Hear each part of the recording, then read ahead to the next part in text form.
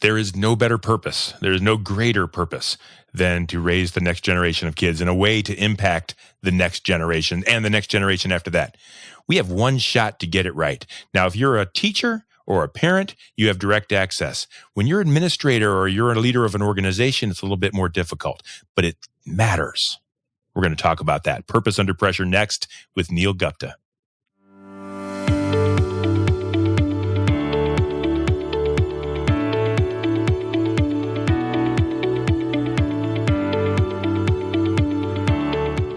And the pressure is on. Let's get cooking. Welcome to Purpose Under Pressure, brought to you in partnership with my friends at the Ruby Group Sandler Sales Training in Akron and in Columbus. The Ruby Group understands the pressure-packed sales world and will prepare you and your sales team for excellence and results, most importantly, on purpose. Welcome to the show, Dr. Neil Gupta. He's Director of Secondary Education at Worthington Schools in Columbus currently, and he's been named to soon be the Oakwood Schools Superintendent. They are in the Dayton region, and it's an amazing program that they've got going on there. He's also the founder and educational leader, also design thinker. I love that title at Farther Together. It's a place for him to share insights and learnings in the educational field. Those of you that know me know that I love to talk about and improve and find ways to reveal opportunities in education. And so I'm so excited to have Dr. Neil Gupta on the show. Welcome to Purpose Under Pressure. Great. Thanks. I appreciate being here. So we're going to talk about purpose, and I know there's a lot of pressure in education. Holy cow. I mean, is there more pressure? We've got our kids. We're molding our kids. We're molding the future, impacting tomorrow. We don't have the opportunity to fail, right? And so there's a lot that goes down. But give me a little bit of insight here, Neil, into what you're up to, who you are, what you're doing, and pat yourself on the back a little bit. Let's talk about the good stuff, and then let's get into the pressure. Absolutely. So I'm a graduate of Miami University for my bachelor's program, and just real quick, became a high school math teacher in Ashland, Ohio. And purpose changes right through our journey. My goal, I would say at that time, was I'm teaching math. I'm teaching the subject. I'm teaching the student. You could talk about that, but I'm teaching the student some math, and maybe I'll try to fit in, some things about life. And then I would say just through my course of trajectory of I think right place at the right time. I think our district in Ashland at the time was going through this Baldridge, something called the Baldridge Improvement Plan. It was a quality plan, and they wanted to really build in this idea of succession planning. And so really early on, the district put a lot of faith and support in me, put me in a lot of leadership positions. So I quickly began to see a larger view of what does education look like outside of my classroom. And so was working on my master's degree and then worked on my doctorate degree. And you start to kind of realize that you can affect change at a larger scale. I never wanted to be the one that just complains about, why can't they just do that? Why can't they just do that? But it was the idea of becoming an assistant principal, going to the central office in Ashland, and doing some really neat things. I got a phone call to come down to New Albany, Plain Local School District in Columbus. So it was a great move for our family, and the timing was right. And so I became the K-12 Director of Teaching and Learning, and then got a ability to move to Worthington Schools, and have been here for the past 8 years as the Director of Secondary Education. So 11,000 student district, work with amazing principals in 8 different school buildings. And life's been good here. And then again, the kids grow up, and had the opportunity to think about what's next. And so started applying, and I really found Oakwood Schools to be a charming district, high-performing district. And so went through the application process, and luckily and feeling blessed to be able to make that next move this coming fall to be the superintendent. Congratulations to you. That's an amazing path, an amazing journey, and a lot of impact that you've made. And I'm interested when it comes to purpose. You mentioned starting as a math teacher. Did you want to impact kids? Did you want to impact the future, or did you want to be a math teacher? And now, do you want to impact kids in the future, or do you want to be a superintendent? And either answer is okay, but I'm interested in what drives you. So I was never really great at math, from that aspect. That's helpful. Yeah, I wasn't great. You didn't want me teaching calculus. Okay. It was always a place for me to connect with kids. It was always a place for me to breathe life into them and be that place of giving them hope and inspiration. I think that to be honest with you, I think what helped was that because I wasn't good at math, I was fine taking some of the early high school math classes to teach and teach it in a way where hopefully students learn from it that way. My hope was a little bit they got excited about it. Maybe they found some interest in it, but I also kind of helped them find some ways to make it come to life and make it a little bit easier for them rather than it felt foreign to them. But I think at the time, and I think this is the journey piece that comes into all this conversation, is that was 25 years ago. And so think about that. 25 years ago, teaching before cell phones, before really the idea of the internet explosion sort of thing, before Chat GPT, all those things kind of come into play. And so, I think our roles at the time was the right role was we were the dispensers of information, and we were the ones that were providing that information.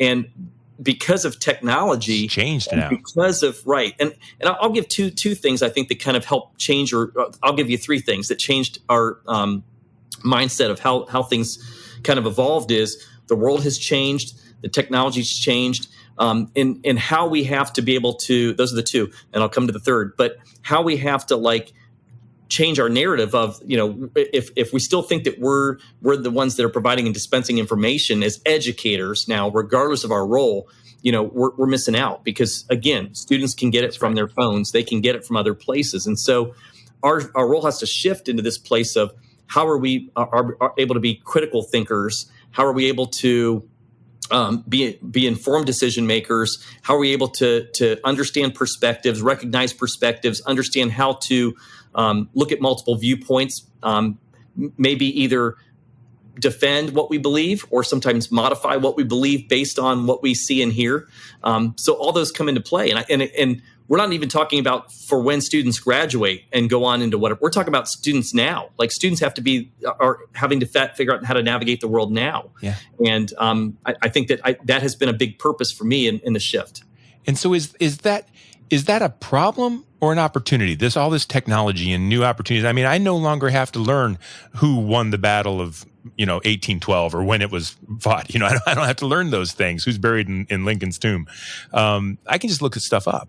Yeah. Is that a good thing or a bad thing for the future?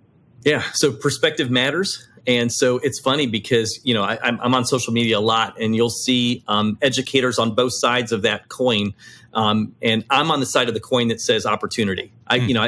Well, number one is it's reality. So number one, there's, you can't go back in the time machine. Can't ignore it. No, you can't ignore it. But I guess I embrace it, and we also know it's just the beginning. When you really start kind of looking at how things are going to, and how much faster things are going to happen. It's not going to be this linear. It's this upslope of what's going to take place. That we have to be faster at being able to kind of and be more nimble at being responsive to those things. And so I don't shy away from it. I don't try to sit in my office and create rules that say, well, let's shut this down and put a filter on and turn this off because the world doesn't stop after the kids leave our school buildings.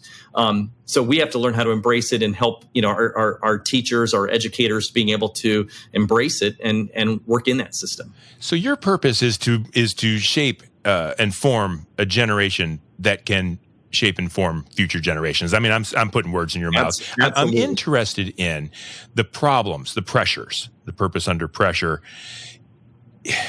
Where is it toughest for you to make your purpose true? Is it getting the teachers in line? Because they're old, right? They're old like me. This is all brand new to them. The kids know more about technology than they do in some ways. Is it helping administrators and board members know where the direction ought to be? Or is it with the kids and getting them on board? Where's the issues? Yeah. So this goes back to that. This is my third point, and which goes back to why I chose the phrase farther together. Yes. So there's an African proverb that says, if you want to go fast, go alone. If you want to go far, go together. And wow. I talked about that journey piece, and I would say the journey piece for me was I was great at going fast, and I thought leadership was about trailblazing and finding your own path and going, and there's nothing wrong with that unless you find out that nobody's following you and nobody's coming along with you through that journey. And I would say that if I had to go back again, one of where I stubbed my toe a number of times was I was moving out so fast and that it felt like I was making all these changes, but really in actuality, nobody else was behind you or with you through that journey. And so really no change took place. So this purpose under pressure piece that you kind of talk about is this idea about, I don't know if it's a classification of a group of people. I think the answer is it's all of us. We all collectively have to go together, but it's this idea of how do we do that so we're kind of walking in unison as much as possible, and so it doesn't matter. It's not about like I said, a classification of a group of people, because I think there's pockets of people that want to move along and there's pockets that don't. It's just how do you turn around and make sure that we're kind of enacting a vision and going into reality at the same place and at the same time and lifting it. That's where I think the pressure comes in when that doesn't happen. And so what are you going to do about it? How are you going to make that happen? Yeah. So this goes back to design thinking. So, design thinking are principles, and it's really this concept called human-centered design. So I've really realized, I think, as a leader, having a title actually doesn't mean anything. Like, actually, the title sometimes gets in the way. Boy, that's for sure. And I've learned, like, I've got to, and I realize that. So I'm going to a new school district, and they're on this trajectory right now. They've got this solid team right here, and they're moving on all cylinders. They're doing amazing things. What I'm finding out is I'm the person that's coming in that's new, and I have this title, and but I don't have trust. I have to realize I don't have trust, and title doesn't mean that they have to trust me. So I've got to, I'll use this phrase, I have to flatten the system and be vulnerable and be in a place of listening and making sure that I'm, like, for example, these past, I've got 10 contracted days to work in the district. I've spent the first 4 days of going to Oakwood and spending the day in I'm calling them listening and learning sessions. And I'm asking them, what do you love about Oakwood? How do you work well with each other? How do you want to work well with me? And I'm just listening. I'm not talking. I'm not trying to, and it's not about me. Here's my vision. Here's my goals. Here's what I'm going to do.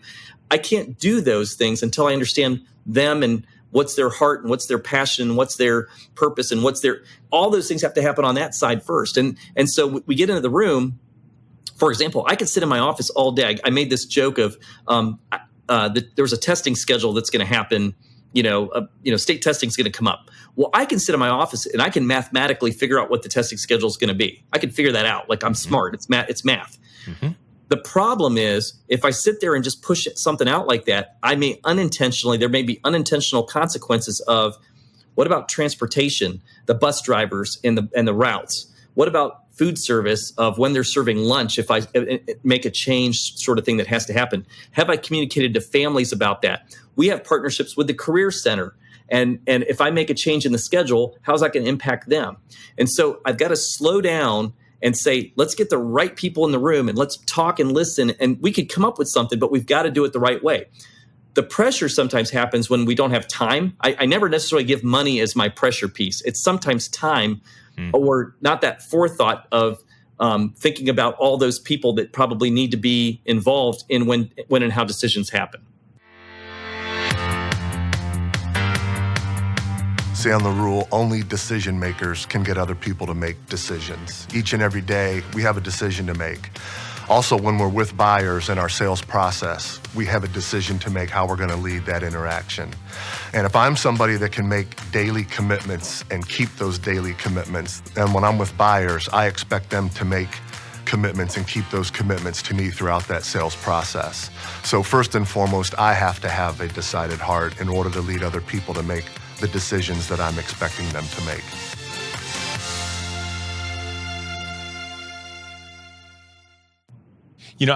And we've talked about it a little bit before together. I've been a school board member and I've seen things happen, and there's big ideas and then there's implementation, and they don't always match up.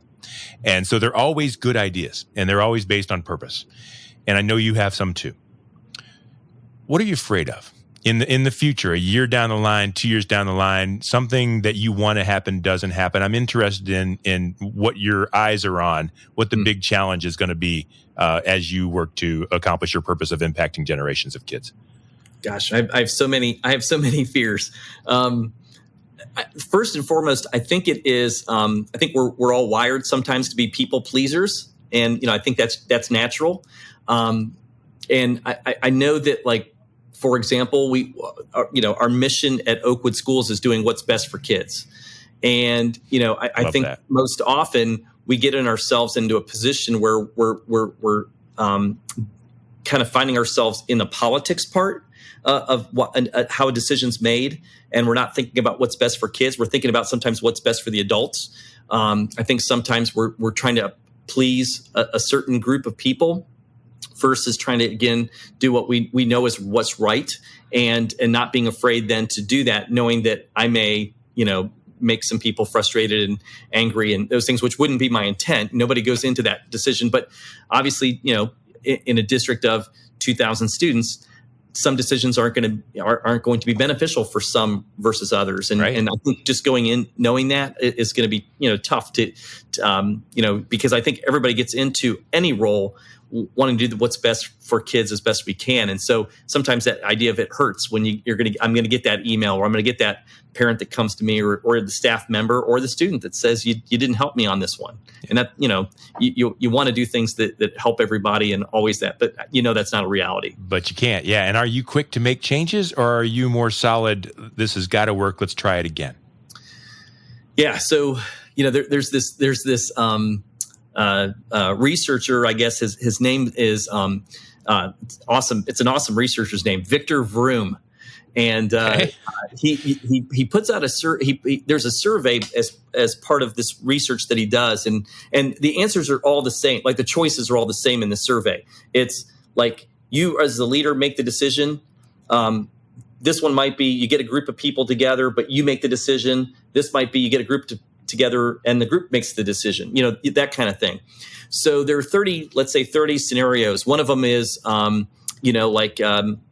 I don't know, you're going through a consolidation of two school districts, and you're putting two school districts together. So which one do you do? Well, obviously the hope is you get a group of people together and the group makes the decision, sort of thing. Or you're figuring out what's for dinner tonight, sort of thing, and family dinner. You might want something like that. But there could be, you're the supervisor of, at the airport, and there's a briefcase sitting on the ground unattended.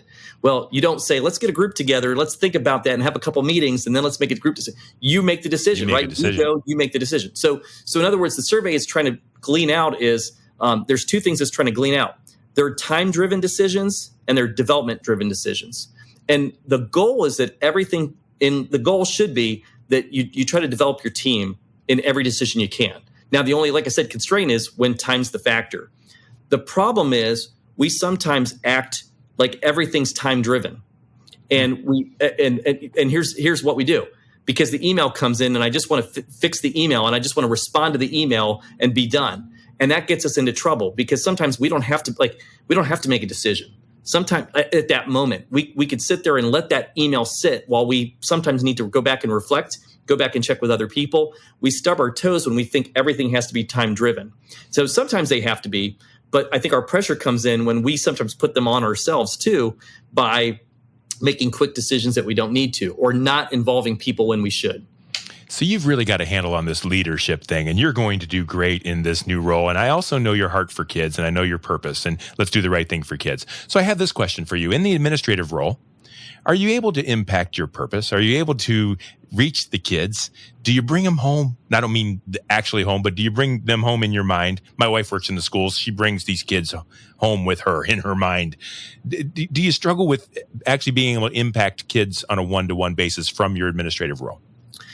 Yeah, so I think that goes back to this idea of, if I wanted to, I could make any job. So I've been in three school districts in a central office role, and then I'll be moving to the fourth district central office position. I could, if I wanted to, sit in my office, like I said, all day, drinking coffee, answering emails, and leading. And I'm using the word leading. People do it that way. And leading, right.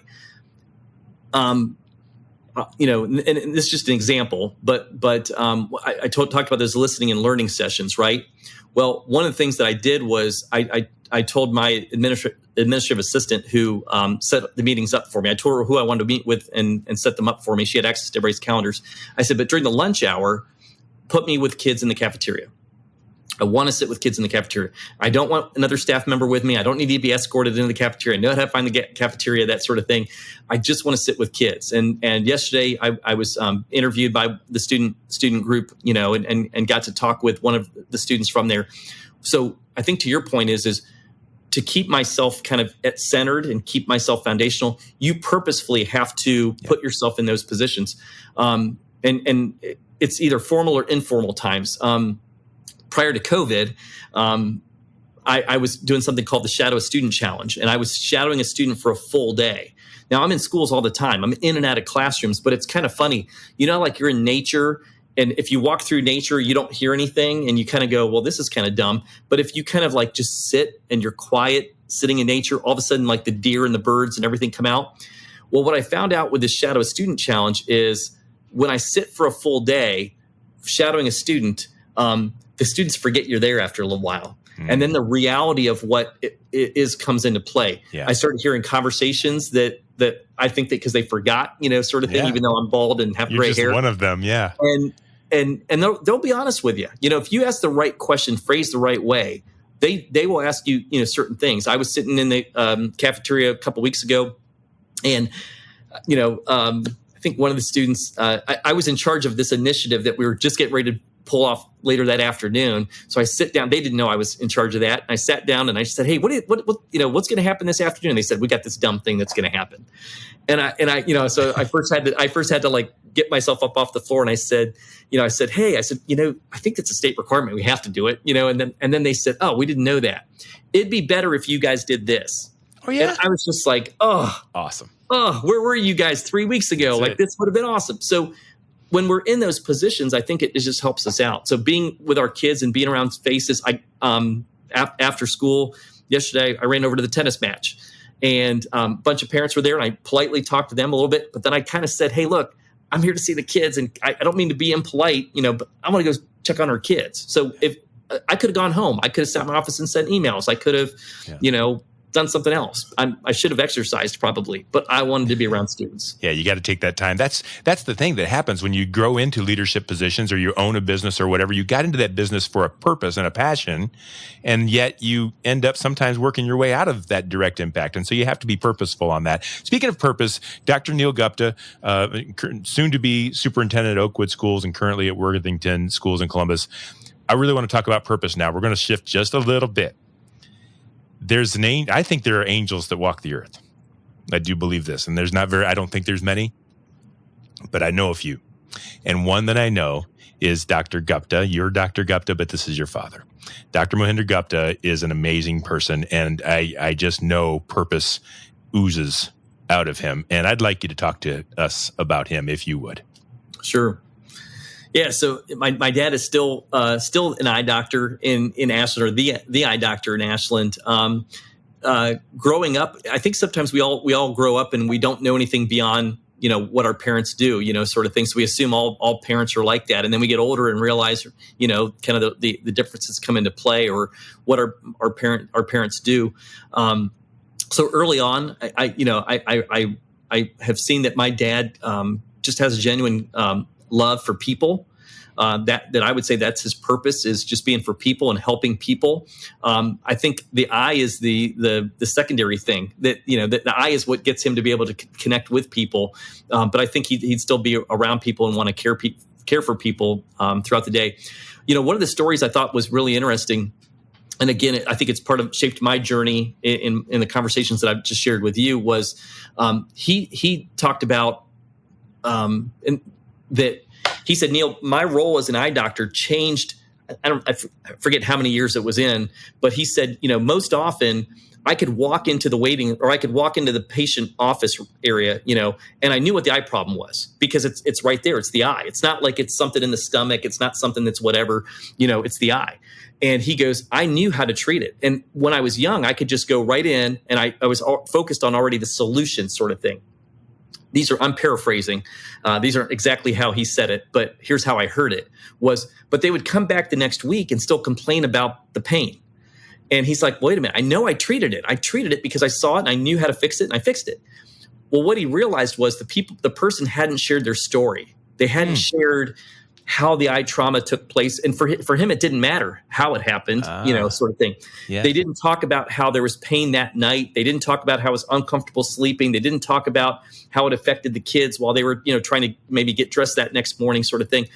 So he realized the same thing. He had to slow down a little bit. And if he spent 5 minutes with the patient, not manipulation, but genuine connection and care and love, that then when after he heard the story and shared those things, and then said, let's go ahead and get this fixed out, they weren't coming back a week later complaining of eye problems and pain. And interesting. And so he talked about the idea of you have to care for the holistic person, the patient as a whole. And that's really stuck with me as far as just how we care for people in general. We're always building relationships. Yesterday, I told you that I was getting interviewed by a student, and freshman student, and so lovely. She was late coming into the meeting. She had forgotten about it, which is okay. Freshman high school student, and I could tell she was just anxious. I mean, I'm sure anxious about me. I'm in a suit. She doesn't know who I am. Had these interview questions, that sort of thing. And I realized she was like, "Okay, you ready to go?" And I said, "Why don't you first take a seat?" Like, she got everything set up, was having trouble getting everything set up. And I said, "Why don't you take a seat? Let me ask you who you are and what do you love about Oakwood, and tell me about your family." And you just heard her calm down kind of through that.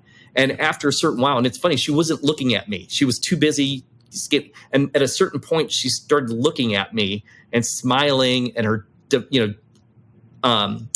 shoulders started to kind of come down a little bit. After a while, I said, okay, let's go ahead and start the interview now. And I think it just became a lot more lovely through that. So everything is about relationships. It's not about the task. If we spend a little bit more time, we'll get there, but we don't have to jump there all the time. Caring about people, getting to the root of the issue and listening to them and being a part of their story is what makes the difference. Yeah. And so I think Dad has really inspired that in me. And, is that, again, people will talk about, I don't think it's, when people really talk about, they'll say, like, he helped me with my eye and he helped me with the eye. And like I said, like, sure, that's what got you to go to the office, sort of thing. But I think what people will truly, I think, appreciate or really, when they share stories with me, is his kindness and his gentleness, and those things kind of come through. And those aren't the things necessarily around the eye. Those are things around him as a person. That's right. And we love him and we love you. And let's talk a little bit about Farther Together, and at the same time, maybe share with folks how they might get in touch with you if they want to access those services, or even just talk about education and kids or whatever they might be inspired to do. Let's talk about those things just a little bit. Sure. So yeah, you can. I created a website, farthertogether.org. It's a place where I love to write. So I write blogs. Usually the blogs come out of something. Most often it's where I stubbed my toe. It may not be written that way. It's like self-help, isn't it? It's self-help, and it's people have diaries and journals and things like that, and I just went ahead and put it on the website, so people, it's public. That's right. After a while, school districts will reach out to me and ask me to come and present and speak at their district for convocation days or coaching administrators. So I do that too. I coach teams. So I use that as a place to kind of share where am I going next. That becomes fun. I put links to my podcasts on there too. So there's a place for that. But I really look at it as a place to kind of also connect with people. So I am on Twitter a lot. I'm on social media. Facebook's more my place to kind of showcase my family or be kind of a dad or a husband. But Twitter, if I see a great article, I retweet it. I post some things on there that really exemplify either our school district or things that are happening with our students or things I'm learning in education. And so is that the best way to reach out to you, is either through Twitter or social media or through the website? Absolutely. Perfect. Yep.